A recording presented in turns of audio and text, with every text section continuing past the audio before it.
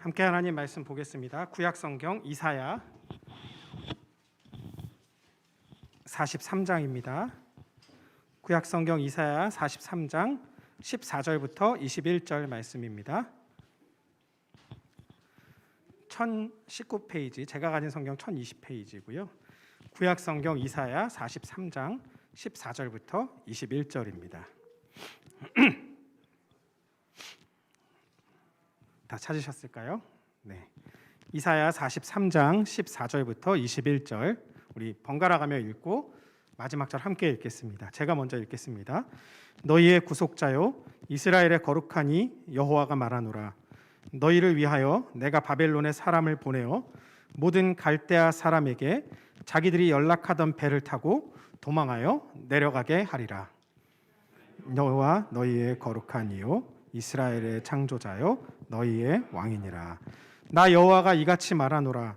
바다 가운데의 길을 큰 물 가운데 지름길을 내고 병거와 말과 군대의 용사를 이끌고 내어 그들이 일시에 엎드러져 일어나지 못하게 하고 허져가는 등불 같게 하였느니라. 너희는 이전 일을 기억하지 말며 옛날 일을 생각하지 말라. 내가 새 일을 행하리니 이제 나타낼 것이라. 너희가 그것을 알지 못하겠느냐? 반드시 내가 광야의 길을 사막의 강을 내리니 장차 들짐승 곧 승냥이와 타조도 나를 존경할 것은 내가 광야의 물을 사막의 강들을 내어 내 백성 내가 택한 자에게 마시게 할 것임이라. 이 백성은 내가 나를 위하여 지었나니 나를 찬송하게 하려 함이라. 아멘. 하나님 우리 아버지와 주 예수 그리스도로부터 은혜와 평강이 함께하기를 빕니다. 우리가 5월 15일부터 첫 예배를 드려서 지금까지 사도행전 1장부터 5장 초반부를 다뤘는데요. 오늘날 우리가 교회라고 말할 때 떠올릴 수 있는 그런 공동체의 모습을 그런 원형이 되는 비슷한 모습을 보여주는 이 사도행전이야말로 이제 교회를 시작하는 우리가 꼭 살펴봐야 할 모습이 아닐까 생각을 했습니다. 하지만 이 사도행전 설교를 더 이어가기 전에 제가 교회를 개척해야겠다는 생각을 품으면서 떠올리게 됐던 그 교회의 모습을 조금 더 나누고 싶다는 생각이 들었어요. 그래서 오늘부터 6주간은 교회의 소명이라는 주제로 이야기를 좀 나눠보려고 합니다. 이 교회의 소명이라는 제목은요, 마이클 고힌이라는 선교학자가 쓴 책 제목에서 따왔습니다. 이 마이클 고힌이 교회의 소명이라는 책을 썼는데 이 책이 뭐냐면 영국 태생인 인도 선교사였던 레슬리 뉴비긴이라는 분의 이 교회론을 정리한 책인데요. 그럼 레슬리 뉴비긴이 누구냐라는 얘기를 잠깐만 해볼게요. 지루하지 않게 빨리 해보겠습니다. 이 레슬리 뉴비긴은 어떤 사람이냐면 1909년에 태어났습니다. 그래서 1998년에 소천했어요. 그리고 1974년에 은퇴할 때까지 약 30여 년간 인도 남쪽에 그 남인도 교회라는 교단의 주교로 섬겼습니다.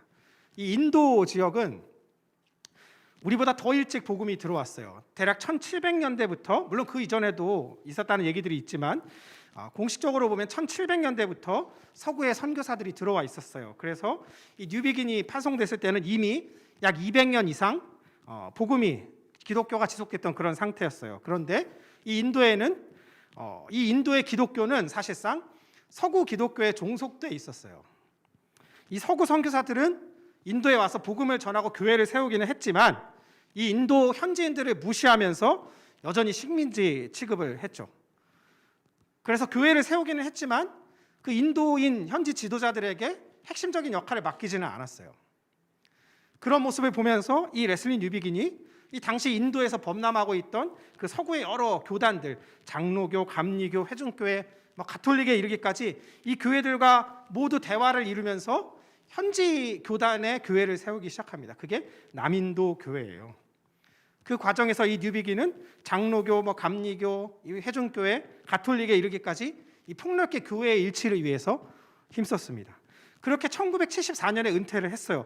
그리고 영국으로 돌아왔습니다. 근데 영국으로 돌아왔는데 깜짝 놀랐어요. 이 사회가 완전히 뒤집어서 바뀌어져 있었거든요. 이 기독교라는 종교는 더 이상 이 영국이라는 사회의 중심 종교가 아니었어요. 그리고 모든 가치가 이 사회 각 영역에서 경쟁하고 있고 이 기독교라는 것은 그 여러 가지 가치 중에 하나, 옛날에는 이 영국에서 기독교가 바로 더 그 유일한 가치, 그 가치였다면 이제 기독교는 원 오브 댐이죠. 그 중에 하나, 여러 가지 중에 하나에 불과하게 된 거였어요.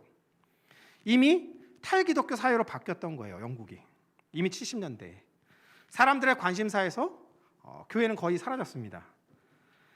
교회는 공적 영역이라기보다 사적 영역이고, 어떤 교회에 다닌다는 것, 내가 종교를 가지고 있습니다라고 말하는 것은 어떤 합리적이다, 이성적이다, 이런 것과는 무관한 영역이라는 인식이 사람들 사이에서 팽배해져 있었어요.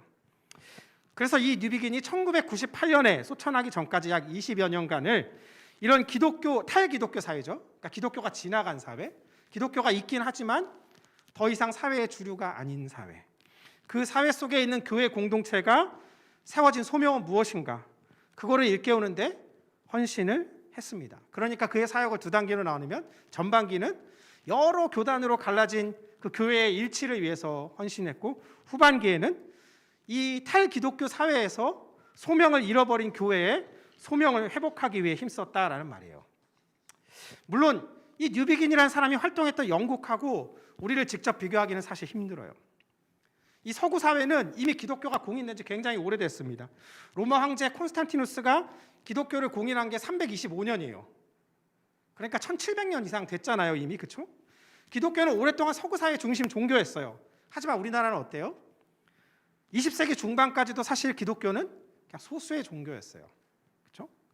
6.25가 일어나고 산업화를 겪고 한강의 기적이 일어나고 이제 2000년대에 진입한 지금은 우리나라는 세계에서 손꼽히는 사실 부유한 나라가 됐죠. 그렇죠? 유럽이 1000년을 넘게 걸려서 이룩한 것을 우리나라는 사실 불과 100년 남짓 안에 다 겪었어요. 그렇죠? 사회의 변화가 굉장히 빨랐다는 말입니다. 그 과정에서 사실 기독교는 우리 사회의 국교는 아니었지만 그래도 중요한 역할을 담당해 왔어요. 저도 어릴 때 기억나는 게 교회 행사는 곧 마을의 행사였어요. 그렇죠?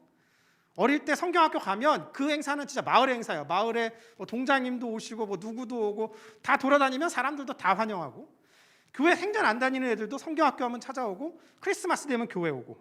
그렇죠? 그게 제가 겪었던 7, 80년대 기독교였어요. 제가 어릴 때. 저도 부모님 따라서 막 기도원 다니고 성경학교 다니고 부흥회 다니고 이런 거 다 7, 80년대에 이미 겪었다라는 얘기예요. 그런데 지금은 어떻습니까? 지금은 어때요? 이제 우리 사람들의 관심사에서 사실 기독교가 설 자리는 별로 없어 보여요. 그런데 이것을 예전으로 다시 돌아가면 해결할 수 있는가? 그럴 수 있을 것 같지는 않아요. 우리나라도, 우리 사회도 이미 급속도로 탈기독교 사회에 진입했기 때문이에요. 사람들의 관심사에서 사실 교회는 별로 없습니다. 그리고 코로나를 겪으면서 그 상황이 더 가속화됐어요. 여러 원인이 있겠죠. 여러 가지 이야기를 할 수 있고 분석을 할 수 있겠죠. 그 중에 중요한 것은 뭘까요? 제가 생각해 본 것은 교회가 자기의 소명을 잃어버렸다라는 거예요. 자기가 왜 여기 서 있는지를 잃어버렸다라는 거예요. 교회가 지금 어디에, 어느 시대에 서 있고, 지금 우리가 무엇을 여기에서 어떻게 왜 하라고 하나님이 우리를 부르셨는지 그것을 잃어버렸다라는 거예요. 우리는 여전히 아직도 7, 80년대 그 좋았던 시절에서 머물러 있고, 어떻게 하면 그때로 다시 갈 수 있을까? 그걸 고민하고 있다는 거죠. 그런데 그렇게 갈 수 없다는 얘기예요. 우리는 지금 방향을 잃고 표류하는 배 같아요. 약간 각자 그 배에 우리가 다 앉아 있는데, 나는 일로 갈 거야, 나는 일로 갈 거야, 일로 저어야지, 절로 저어야지 하면서 다 각자 지금 자기 방향으로 노를 젓고 있다는 거죠. 배가 나갈까요? 안 나가죠. 이런 다원주의 사회, 탈기독교 사회에서 이 뉴비긴이라는 사람이 소명에 충실한 공동체, 소명에 충실한 교회로 특징을 6가지를 들었어요. 6가지를. 이 6가지가 우리의 정체성이 되기를 바라면서 하나씩 좀 나눠보려고 해요. 오늘 첫 번째 시간은 교회의 공동체, 교회의 특징이 무엇이냐, 소명에 충실한 공동체의 특징이 무엇이냐. 이 뉴비긴이 세운 첫 번째 특징은 뭐냐면 찬양의 공동체, 찬양하는 공동체입니다. 너무 뻔한 얘기 아니에요? 그렇죠? 여러분 오늘 본문 읽었는데 21절 한번 보시면 21절 한번 보시면요, 이 백성은 내가 나를 위하여 지었나니 나를 찬송하게 하려 함이라. 저도 찬양 집회 막 많이 가봤지만 찬양 인도자분들이 참 이 구절을 좋아해요. 그래서 이렇게 합니다. 하나님께서는 우리가 하나님을 찬송하도록 지으셨습니다. 이제 하나님을 찬송합시다. 이러면서 노래를 막 시작하거든요. 이러면서 많이 인용하는 구절이에요. 하나님께서 예배 때 우리를 노래를 부르게 하려고 우리를 지으셨을까요? 물론 그것도 필요하겠죠. 하지만 그것은 찬양이라는 단어가 담고 있는 지극히 일부에 불과해요. 우리가 주일 이 자리에 나와서 지금 뭐 찬양을 몇 곡 불렀잖아요. 그 찬양 몇 곡을 부르려고 하나님이 우리를 지으셨는가? 그것은 굉장히 일부의 삶이라는 거죠. 하나님께서는 대체 누구를 불러서 왜 찬양을 받으시려는 겁니까? 우리 14절, 오늘 본문 14절을 다시 한번 읽어보겠습니다. 14절입니다. 시작. 너희의 구속자여 이스라엘의 거룩한 이 여호와가 말하노라. 너희를 위하여 내가 바벨론에 사람을 보내어 모든 갈대아 사람에게 자기들이 연락하던 배를 타고 도망하여 내려가게 하리라. 이 갈대아라는 명칭은요, 다음 주에는 PPT를 만들려다 제가 못 만들었는데, 팔레스타인 동쪽에 가면 이란과 이라크 이쪽의 땅들이 나타나는데, 오늘날로 치면 이라크 쪽에 해당하는 그러한 땅입니다. 이쪽은 4대 문명의 발상지였던 그런 티그리스 유프라테스 강의 하류에 있는 그런 밑에 있는 그러한 지역이에요. 이 갈대아라는 지역은 갈대아라는 명칭은 뭐냐면 이 지역에 거주하던 사람들을 가리켜 부르는 명칭이에요. 그리고 바벨론은 그들의 중심 도시 중에 하나를 가리킵니다. 그리고 이 바벨론을 중심으로 융성했던 나라가 뭐냐면 세계사에 보면 바빌로니아라는 나라였어요. 이 세계사를 보면 고대 사회에서 이 지역에서는 이 바빌로니아하고 아시리아, 성경에는 바벨론, 아수르 이렇게 나오는데 이 두 나라가 서로 패권을 두고 경쟁했던 그런 나라들이었어요. 그러면 이스라엘은 어떤 나라냐? 그 서쪽에 있는 조그만 변방에 불과한 그런 나라죠. 그래서 아수르가 강하면 아수르한테 벌벌 기고 바벨론이 강하면 바벨론에게 벌벌 기는 그런 나라였다는 말이에요. 그런데 그 나라가 한 나라여도 시원치 않은데 이 나라는 두 나라로 갈라져 있었어요. 북쪽 이스라엘, 남쪽 유다. 근데 이 북쪽 이스라엘이 아수르에게 722년 기원 후가 아니라 기원 전입니다. 굉장히 옛날이죠. 멸망당합니다. 그리고 남쪽의 유다는 586년 역시 기원 전 바벨론에게 멸망당합니다. 그러니까 뭐예요? 이 이스라엘이라는 나라는 지금 나라가 있는 상태예요, 없는 상태예요? 나라가 없는 상태예요. 본문은 그런 상황에서 선포된 하나님의 말씀이에요. 우리가 읽은 14절을 보면 예언자의 선포를 좀 풀어서 설명해 주면 이렇습니다. 너희의 구속자 이스라엘의 거룩한 자인 여호와가 말한다. 내가 이 바벨론에 너희가 지금 포로로 잡혀 있는 이 바벨론의 모든 창살을 부수고 이 바벨론 사람들을 애곡하게 만들 것이다. 이 창살을 부숴서 내가 너희를 압제해서 해방할 것이다. 그렇게 쭉 내려가다 21절 그러면 너희는 나를 찬송하게 될 것이다. 그러려고 내가 너희를 지었다라고 얘기하는 거예요. 그런데 이 고통 가운데 있는 이스라엘 사람들은 이러한 말씀을 어떻게 받아들였을까요? 나라가 없어요. 그리고 당대 최고의 제국인 이 바빌로니아에 끌려갔습니다. 거기서 이런 메시지가 선포된다고 합시다. 이 메시지가 어떻게 들렸을까요? 어쩌면 하나님께서 우리를 지켜주신다라는 그 믿음이 사라졌을지도 몰라요. 이 바벨론이라는 정복자들의 땅에서 그 약소국의 서름을 받으며 살아야 했으니까요. 우리나라가 옛날에 그랬던 것처럼 그 땅에서 어떻게 생존할까? 어떻게 살아갈까? 이 정복자의 땅에서 노예로서 포로로 잡혀온 자로서 어떻게 살아갈까? 그거 고민하기도 벅차지 않았겠어요? 아마도 많은 사람이 그 고대 사회니까 전쟁에 졌으면 뭐예요? 남자는 죽거나 노예로 끌려오고 여자들은 팔려오고 그렇게 팔려온 많은 사람들이 압제당하며 고통당하고 있었을 거예요. 그들에게 이렇게 얘기하죠. 나는 너희의 구속자다. 하나님이. 나는 너희의 거룩한 자다. 이 하나님의 타이틀이 도대체 무슨 의미가 있냐고요. 자기들을 멸망하도록 버려둔 신인데. 우리도 오늘날 세상에서 이런 식으로 말하기 쉽죠. 교회 다녀도 바뀌는 거 없던데. 교회 다녀도 세상에서 사는 건 똑같이 힘들던데. 도대체 성경하고 이 세상은 무슨 관계가 있습니까? 하나님과 나는 무슨 관계가 있습니까? 교회에서 하는 이야기는 교회에서 듣고 교회에서 들을게요. 하지만 이 세상에 나가면 이 세상의 법칙은 다르지 않습니까? 그래요. 하나님이 그렇게 말씀하셨죠. 근데 우리는 지금 바벨론에 있잖아요. 우리는 예루살렘에 있는 게 아니라 바벨론에 잡혀와 있잖아요. 우리는 바벨론의 법을 따라야죠.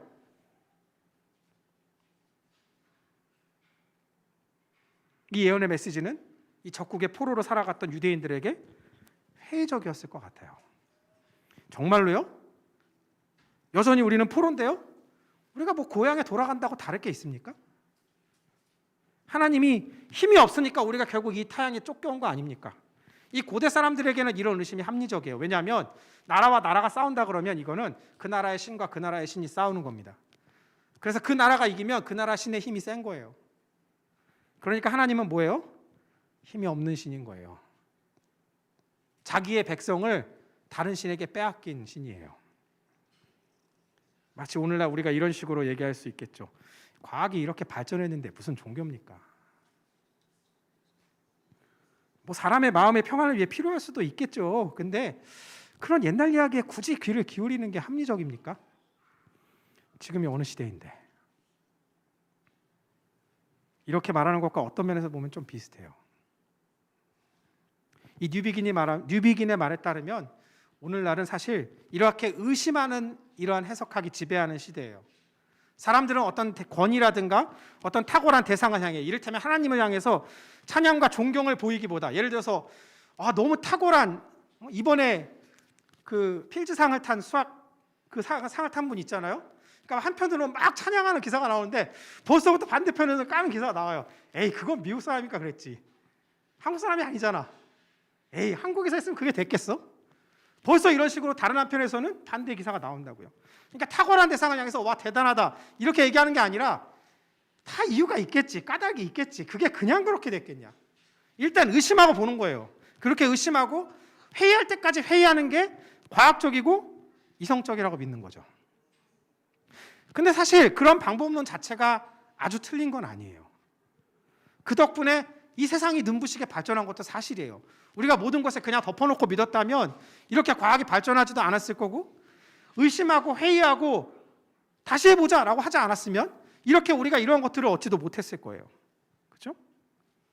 하지만 이러한 방법론이 기본적인 기본틀, 디폴트인 이 세상에서 우리가 이 세상을 창조하시고 우리를 구속하신 하나님을 경외한다, 높인다, 찬송한다. 여러분, 이게 오늘날 방식의 사고에 익숙하다라고 생각하십니까? 여러분이 그런 하나님을 찬송하도록 부르심 받았다라는 걸 여러분은 믿으시나요? 의심과 회의가 만연한 이 세상에서 여러분 하나님을 경외하는 게 쉽던가요? 하나님은 이스라엘에게 말씀하시죠. 내가 이 바벨론을 애곡하게 만들겠다. 그들이 압제를 풀고 너희를 속량하겠다. 너희는 옛날 일을 기억하지 말아라. 내가 새 일을 행하겠다. 이 광야에 길을 내고 강을 내서 너희에게 그러한 기적을 일으킬 것이다. 그래서 너희가 고향으로 돌아오게 될 것이다. 이 메시지가 실현돼서 바벨론이 멸망하고 이 유다가 고향으로 돌아가기 전까지 그들은 여전히 이 제국에서, 남의 땅에서 종으로 혹은 나그네로 그렇게 살아갔어요. 어떤 사람들은 자기가 유다 사람이라는 걸 버렸을 거예요. 일제시대에 우리나라 국적을 버리고 친일파로 행동했던 사람들처럼. 그게 더 좋잖아요. 어떤 사람은 그 속에서 어쩌면 자기 나라가 구속되기를 기다리면서 하나님의 약속을 잊지 않았을지도 몰라요. 그러다가 자기 나라가 구원받는 것을 보지도 못하고 죽었던 사람도 있을 거고, 어쩌면 살아서 고향으로 돌아온 사람도 있을 거고, 분명히 고향으로 돌아가라고 했는데도 고향으로 돌아가지 않은 사람들도 있을 거예요. 성경에 보면 수없이 많은 사람이 끌려갔는데 해방돼서 고향으로 돌아온 사람이 몇 명이었냐면 4만여 명밖에 없었다라고 그래요. 그러니까 대다수는 뭐예요? 이 본문의 약속을 잊어버렸거나 그 약속을 포기했거나 그랬다는 거죠. 이 바벨론 제국이라는 이 낯선 세상에서 이 이스라엘이 어떻게 하나님을 붙잡을 수 있었을까요? 여러분, 오늘날 이 기독교가 더는 세상의 주류가 아닌 이 사회에서, 그리고 수많은 가치가 이렇게 경쟁하는 이 바벨론 제국에서 여러분, 우리가 하나님의 공동체, 하나님을 경배하는, 하나님을 찬송하는 그러한 공동체로 서는 길은 무엇일까요? 오늘 좀 단순하게 이렇게 말해보고 싶습니다. 잊어야 될 것을 잊어버리고 기억해야 할 것을 기억하자라고 말씀드리고 싶어요. 그럼 반대로 말하면 이렇게 얘기할 수도 있을 거예요. 만약에 우리가 잊어야 할 것을 기억한다면, 그리고 기억해야 할 것을 잊는다면 이 세상 속에서 하나님을 찬송하는 공동체로 설 수 없을 거예요. 우리 18절 한번 보겠습니다. 18절입니다. 18절 함께 읽어보겠습니다. 시작. 너희는 옛날 일을 생각하지 말라. 사실 이스라엘은 자기 과거를 잊으면 안 돼요. 근데 왜 잊으라고 얘기하십니까? 이스라엘은, 이 예언자들은 하나님의 말씀을 전하는 게 아니라 자기들 마음대로 전했고, 제사장들은 자기들이 가진 권력으로 백성을 힘들게 했고, 그 백성들은 또 그런데도 그게 좋다고 하나님으로부터 떠났거든요. 그래서 멸망했죠. 그러니까 어떻게 해야 돼요? 자기 허물과 자기 죄를 기억하면서 날마다 자책해야 돼요. 우리가 어쩌다가 이 땅까지 끌려왔냐? 대체 우리가 무엇을 잘못했느냐? 그런데 잊으라고요? 그걸? 25절을 보면 놀랍게도 하나님이 이렇게 말씀하십니다. 25절 같이 한번 읽어보겠습니다. 시작. 나 곧 나는 나를 위하여 내 허물을 도말하는 자니 내 죄를 기억하지 아니하리라. 여러분, 사실 복음이 그런 소식이잖아요. 그렇죠? 누구든지 그리스도 안에 있으면 새로운 피조물이다. 새로 만들어졌다. 이전 것은 지나갔다. 새 것이 됐다. 그렇죠? 하나님께서 그리스도 안에서 우리를 새롭게 하셨기 때문에 여러분 잊어도 돼요. 우리의 옛적 죄와 허물을 잊어도 돼요. 우리가 하나님 앞에 잘못 썼다, 바로 서지 못했다, 그런 것들을 잊어도 돼요. 왜냐하면 하나님께서 우리의 죄와 허물을 잊으신다고 말씀하시기 때문에. 여러분, 그 기억의 새 창살에 다시 갇힐 필요가 없어요. 하지만 동시에 우리는 하나님께서 우리에게 베풀어 주신 그 놀라운 구원을 기억해야 돼요. 하나님께서 우리에게 베풀어 주신, 주 예수 그리스도를 통해 우리에게 베풀어 주신 그 구원을 기억해야 돼요. 16절하고 17절 같이 한번 읽어보겠습니다. 16절하고 17절입니다. 시작. 나 여호와가 이같이 말하노라. 바다 가운데 길을, 큰 물 가운데 지름길을 내고 병거와 말과 군대의 용사를 이끌어내어 그들이 일시에 엎드러져 일어나지 못하고 소멸하기를 꺼져가는 등불 같게 하였느니라. 이 16절하고 17절은 이스라엘의 옛날 역사를 지금 다시 기억시켜 주는 거예요. 그 옛날 역사가 뭐냐면 출애굽을 말하는 거예요. 출애굽을 말하는 겁니다. 400년 넘게 이집트의 종으로 살고 있던 이스라엘을 하나님께서 내보내실 때 출애굽기에 보면 유명한 기사가 나오잖아요. 이집트의 파라오와 그의 전차 부대가 쫓아오는데 앞에는 홍해가 막혀 있고, 백성이 부르짖을 때 하나님은 어떤 일을 합니까? 바다를 가르고 거기에 마른 땅에 길을 내고 백성들은 마른 땅처럼 걸어가고, 그 군대는 쫓아오지 못하게 하나님이 막으시고, 그리고 이스라엘이 건너간 후에 그 쫓아오는 군대를 바닷가에 몰살시키는, 일제히 엎드러져 일어나지 못하게 하고 소멸하게 하는 그러한 역사를 다시 기억하게 하는 거예요. 여러분, 이게 굉장히 중요한 일이에요.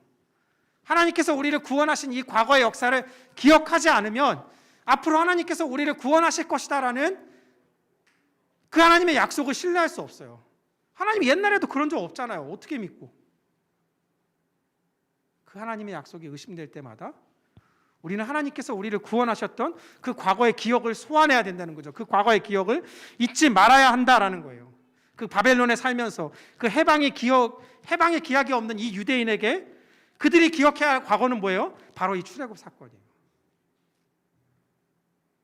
그럼 여러분에게 묻고 싶습니다. 여러분이 기억해야 할 하나님의 구원 역사는 뭡니까? 여러분은 어떻게 구원받았습니까?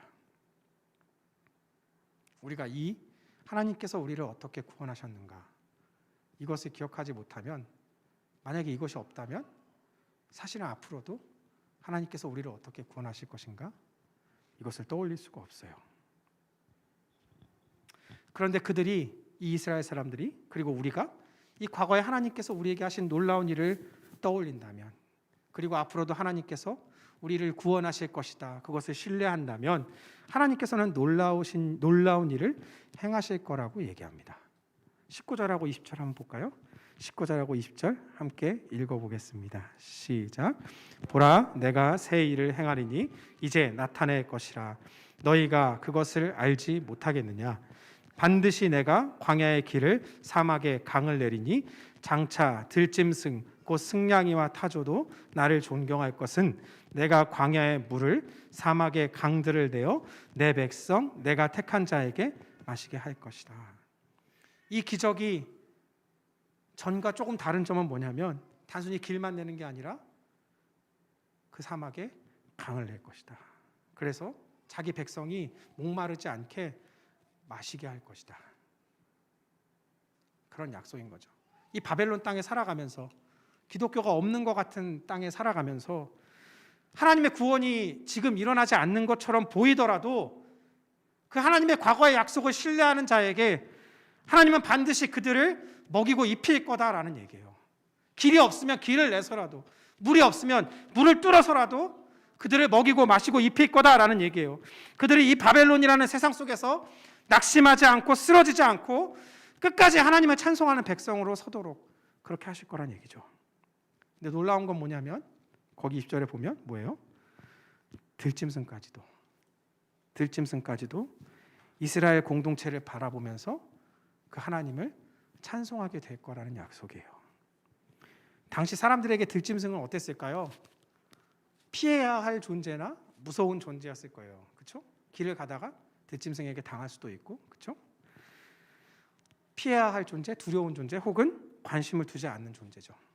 여러분, 양이나 소 같은 동물은 어떻습니까? 제사에도 쓸 수 있고, 음식으로도 쓸 수 있고, 농사에도 쓸 수 있지만 승냥이하고 타조는 대체 어떻습니까?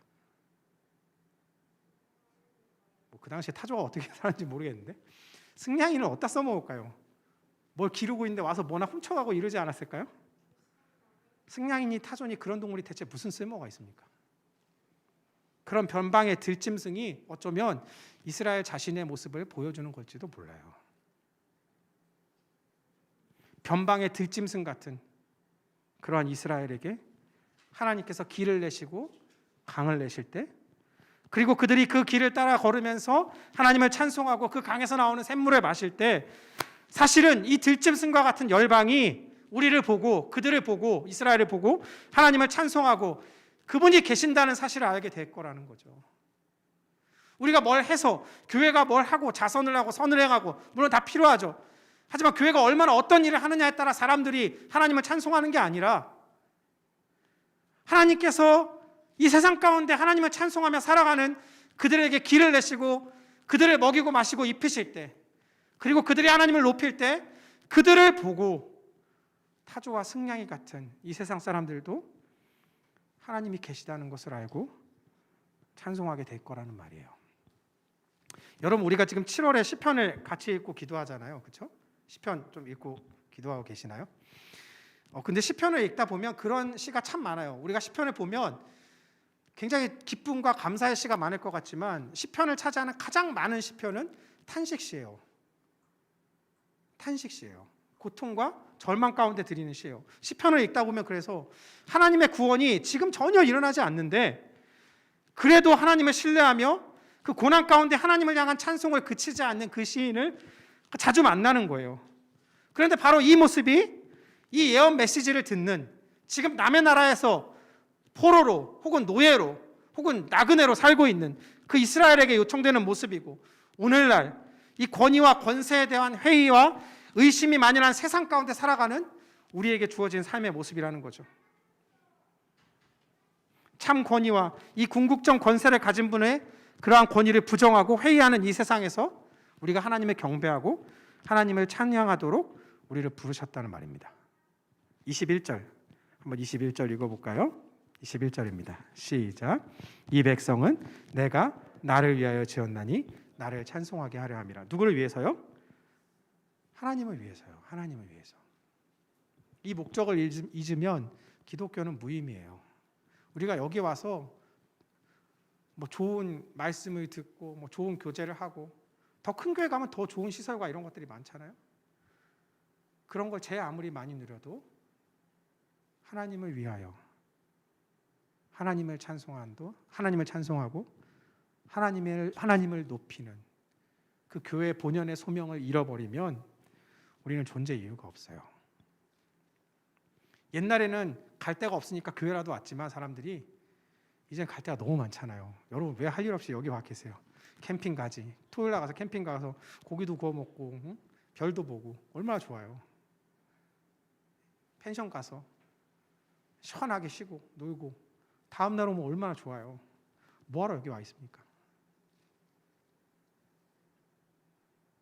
이 세상 가운데서 하나님을 찬송하는 삶은 그래서 하나님께서 계시지 않은 것처럼 보이는 그러한 세상 가운데서 살면서 과거에도 일하셨고 지금도 일하시고 앞으로도 일하실 하나님을 신뢰하며 그분을 경외하며 그분을 드러내는 삶으로 나타날 거예요.